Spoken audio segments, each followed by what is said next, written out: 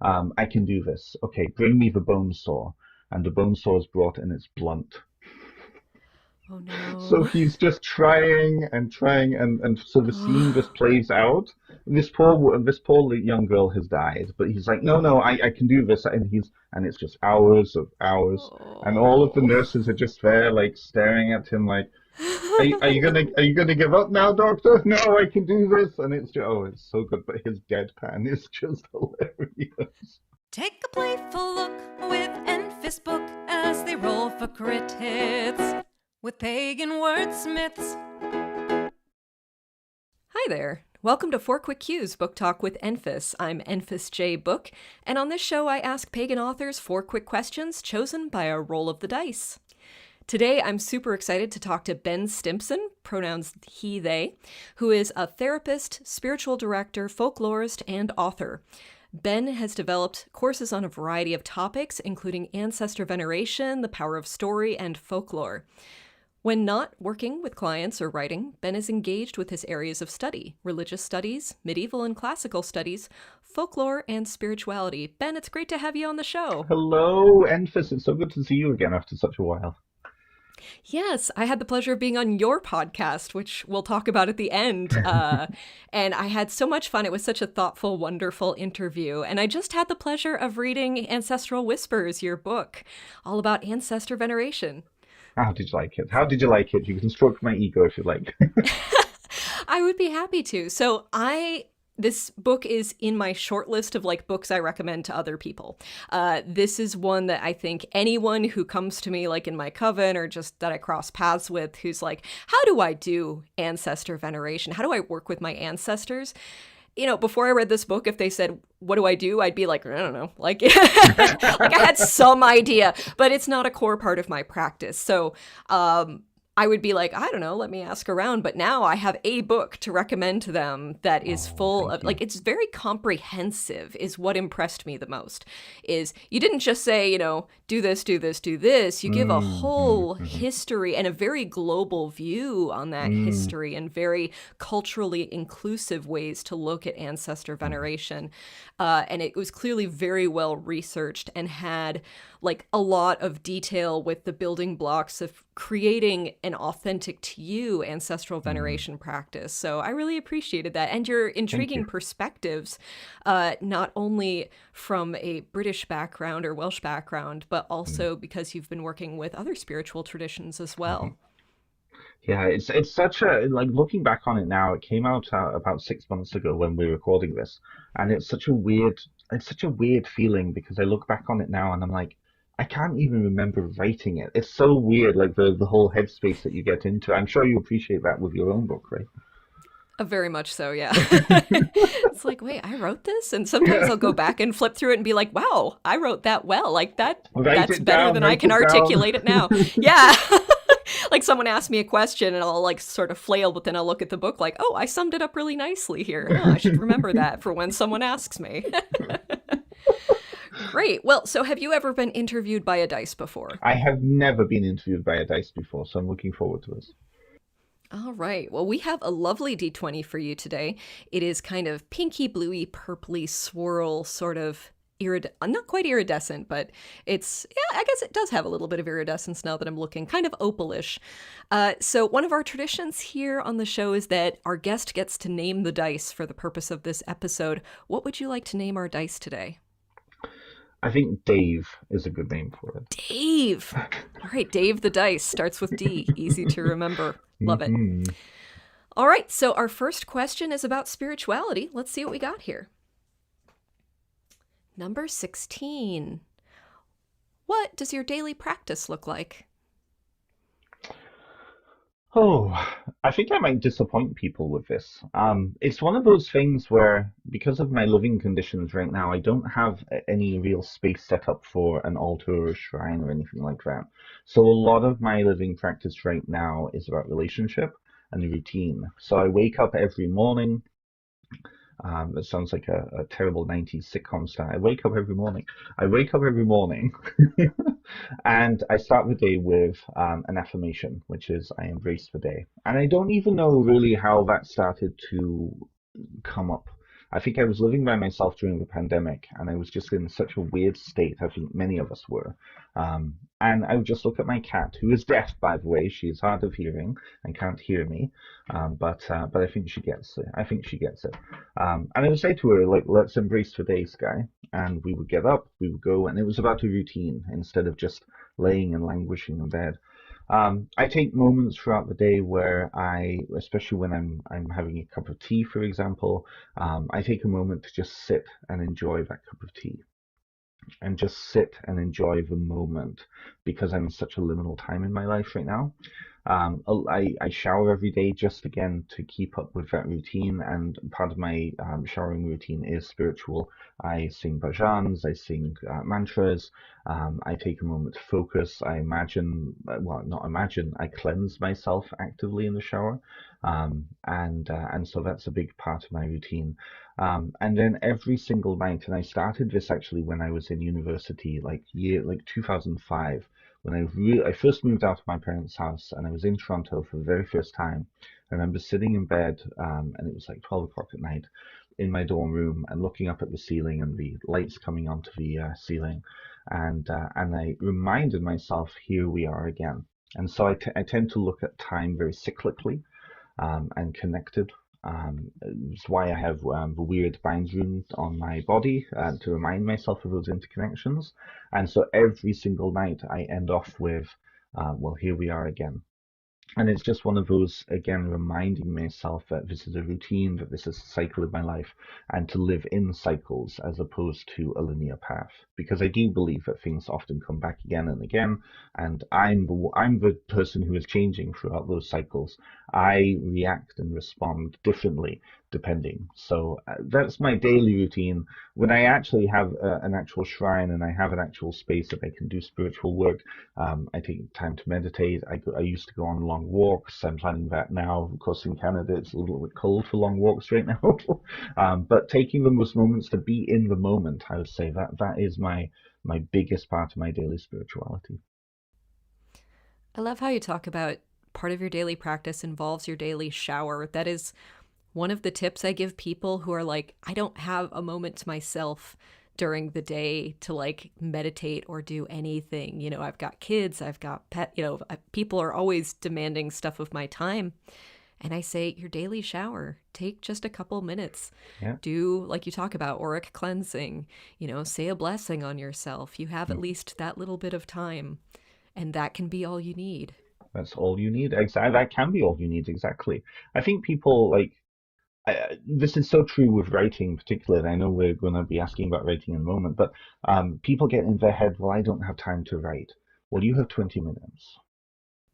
And Mm-hmm. if you have 20 minutes to sit down and write, you have 20 minutes to sit and enjoy the cup of tea that you're drinking, or enjoy the water flowing over you in your shower, or to enjoy just, I don't know, just spending a moment to breathe. You have moments. It's about how you're investing it, right? I sound like a life coach now. Wow. Yeah, I used to work in a religious office, and one of the pastors who came in pretty regularly talked about this practice of margins and building them into Mm, your life, where, we're used to being wall to wall scheduled, and he intentionally schedules chunks of time that are just yes. nothing in his Yeah. schedule, even if it's just 15 minutes here, 15 minutes there. And those are the places where, when you get over busy, some of that can give. Uh, but more importantly, having those moments, even if you're just waiting in line at the post office, you can write on your phone, while you're waiting in line. You can write while you're out for a walk. You can Mm, dictate into your phone. I know that's how Thorn Coyle talked about oh, writing yeah. in their episode earlier. So, yeah, it's finding those little moments, and think about how much time we spend a day on social media, on our phones. This is There's the little bits of thing. that can give. Yeah. Absolutely, this is the thing. Yeah, it's shocking when you see that. I turn mine off just so I don't have to see it. Yeah. All right, well, let's go Mm. on to question 2 about writing. Lucky number 13. What's the best thing anyone has said to you about your book? Oh, the best thing. That's a really, really difficult one. That's a really difficult one, actually. Wow. there's so many amazing things that people have said.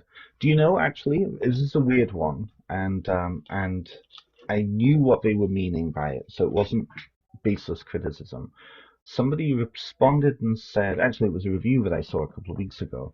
She said, I didn't like the academic aspect of this book. It's a very academically written book. It's a wonderful book, but for me, it didn't work. Now, I think a lot of people might look at that and be like, "Oh, what does she mean? What she hates the book, blah blah." And that's not what she was saying. What she was saying is the my voice as a writer didn't jive with her, even though she was really getting into the information. And I think that that's really important as a writer because um, I think so many times people look at who they love as writers and try to emulate their voices. And at least my experience now getting into my second book is my voice is my voice. All of our voices are our voices, right? And I feel more comfortable in my voice than trying to cater to other people's learning expectations and like expectations around what a book is going to be like. And so we had a small dialogue on her review page about that, and I was like, yeah, no, I hear you, I really do hear you. Um, and so for me, what that meant was that first of all, I have a voice, which is really important to have. That I do feel comfortable in that voice, but I can also understand that my voice, my writing voice, isn't for everybody, and that's okay, right? So it was a cool little moment because it actually taught me how much I'd grown as an author. Um, because when I was writing my first one, it was again middle of the pandemic. I was just about to go back to school. I was very insecure about my writing. And now, having gone through 2 years of university to finish my degree, I'm like, oh, writing, oh, you know. But it's not. But it's not a, my voice is wrong in this, and I need to change myself. It's I have a voice. It will work for some people. It won't work for other people. And that's why I have then no qualms with saying, well, here's another book that might be more cozy for you, that you might jive with, right? And then I get to support other authors writing in the same field. So it's cool. It was a cool thing. Yeah. I love that. I love how you took what some would consider criticism, but like found the positive in it. Because you're right. You're absolutely right. Being able to cultivate your own writer voice, especially when it's your first book, to have someone recognize this is your style Hmm. is means that you have made a very cohesive and consistent book Hmm. that comes from your point of view and is not trying to be all things to all people. That's exactly it. I can't be all things to all people. None of us can be. I count myself very lucky because the majority of my feedback that I've gotten on my book have either been very positive, and those that are critical, the people who have been critical, I've really gotten to, like, I've really understood where they're coming from. I'm like, okay, I can put this into context. I can see what you're saying. I can see this in my book.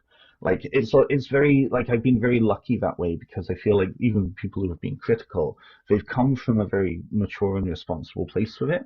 And I'm like, oh, thank you for even taking the time to write that out because that's going to help another person who's looking for a book be like not waste their money on something that might not jive with them. That's really important to me too. You know, yeah, it's good to have feedback. It's good to have feedback. And that's a really healthy look at feedback, too. Hmm. Yeah. Okay, well, let's go to question 3, which is kind of like not necessarily writing specific professional questions, is the very pithy header I have given to this. Question 8. Ooh, have you had the opportunity to collaborate with another author on a project? If so, tell us about it. And if not, who would you love to collaborate with? Oh, I haven't had the chance to work with another author. I don't play very well in groups. I don't play It's very well important in to groups. know. um, yeah, there's so many who I would love to collaborate on. Actually, in truth, I think Mortellus would be somebody I would love to do a collaboration with.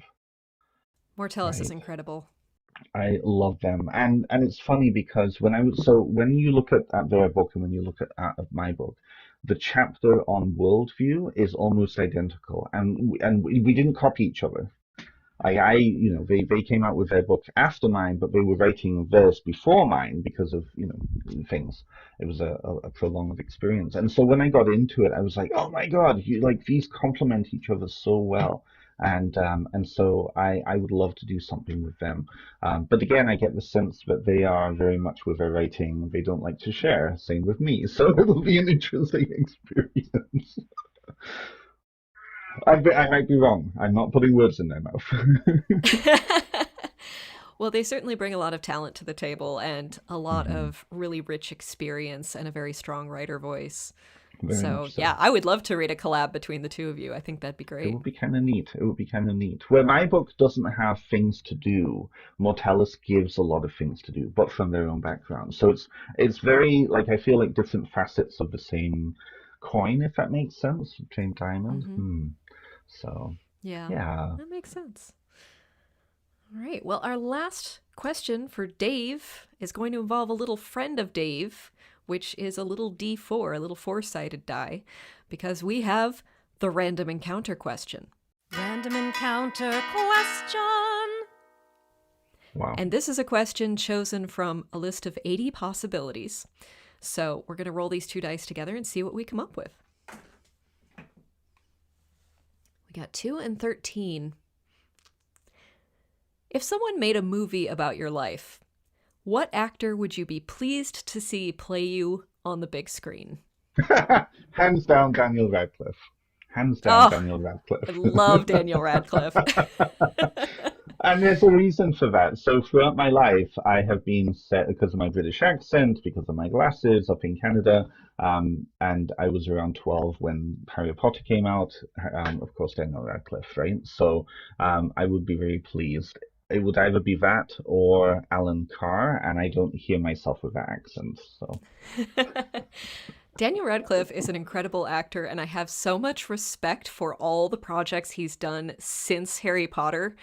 And I get sort of the sense that, like, I've earned my money. I can do whatever I want now and just mhm. do really oddball projects like Horns Yes, and Guns Akimbo love it. and just go absolutely nuts and really explore as an actor. And I have so much respect for that. His deadpan is just incredible. My most favorite piece that he's worked in is it was a short miniseries by the BBC or by ITV, and it was a young doctor's notebook. Did you ever see that? Mm-mm. I missed No. that one. So it's a dramedy, and it's set in like revolutionary Russia as the Soviet Red Army is attacking the White Army, and it's this young Russian doctor who's sent out into the middle of nowhere Siberia, right? Little tiny village, and he becomes the doctor. Now, what eventually happens is he starts to succumb because of both boredom and his own trauma and things like that to an opiate addiction. And so Mm. he is taking morphine, and eventually his life just falls apart. And throughout that, he's having conversations with his older self, who's played by John Hamm. Hmm. Oh, it's so good. There's a certain scene where he's trying to prove to these nurses, who are these old, like Russian ladies, one son played by Vicky Pepperdine, and this young girl comes in with an accident, and they have to amputate. And so he's like, "Okay, I've studied for 4 years at the Imperial College of Physicians in Moscow. I can do this. Okay, bring me the bone saw." And the bone saw is brought, and it's blunt. Oh So no. he's just trying and trying, and so the scene just plays out. This poor young girl has died, but he's like, no, no, I can do this, and it's just hours of hours, and all of the Oh. nurses are just there, like staring at him, like, are you gonna give up now, doctor? No, I can do this, and it's just, oh, it's so good, but his deadpan is just hilarious. Amazing. So yes, Daniel Well, that Radcliffe to is play me. Daniel Radcliffe for Ben Stimpson. You heard it here first. Dreamcast. Maybe it'll happen someday. Maybe, maybe. All right. Well, those are the four quick questions. Ben, it's been such a pleasure to have you on. Can you tell us about whatever you would love the audience to know about? Talk about your book or upcoming events or anything like that? Yeah, for sure. So my book came out 6 months ago now. You can find it on all the major websites. I always say go and try your independent bookstore because supporting independent is really, really important. And most of them can order it in from Llewellyn. I've also just signed another contract with Cross to Crow for a project that's coming out spring of 2025, which is really exciting. Really looking forward to it. It'll be a little bit more different. It's more grounded in folklore than it is spiritual practice. But I also have some ideas working with and kind of developing with Llewellyn as well. So it's going to be a busy couple of next years. I don't have anything really coming up over the next couple of months, but my podcast, Essence Podcast with Ben Stimson, is still chugging along. And I think I just had, who did I just have on? I think I just had Keldon on, so I've got some really, really amazing people on there. And then in the summertime, I'm going to be recording for my fall season, all UK-based practitioners who I think many North Americans wouldn't necessarily know. So that will be really, really, I'm looking forward to that. But apart from that, you can find me at benstimpson.com. That has all of my information on there. And apart from that, it's been a delight. It's been good to see you, Enfys. Well, thank you so much, Ben. And thank you to listening to my weird, nerdy little dice-based. Let me try that again. Thank you for listening to my weird, nerdy little dice-based interview show. Coming up, we have Brandon Weston on a future episode talking about Ozark folklore and magic. And if you enjoyed this episode of 4 Quick Cues Book Talk with Enfys, be sure to like, subscribe, and leave a review on your podcast app of choice. Check out more content from me, Enfys, at majorarqueerna.com. That's majorarqueerna.com. Whatever time it is where you are, have a fantastic day and may the dice of fate roll well for you. Thanks for listening to 4 Quick Cues.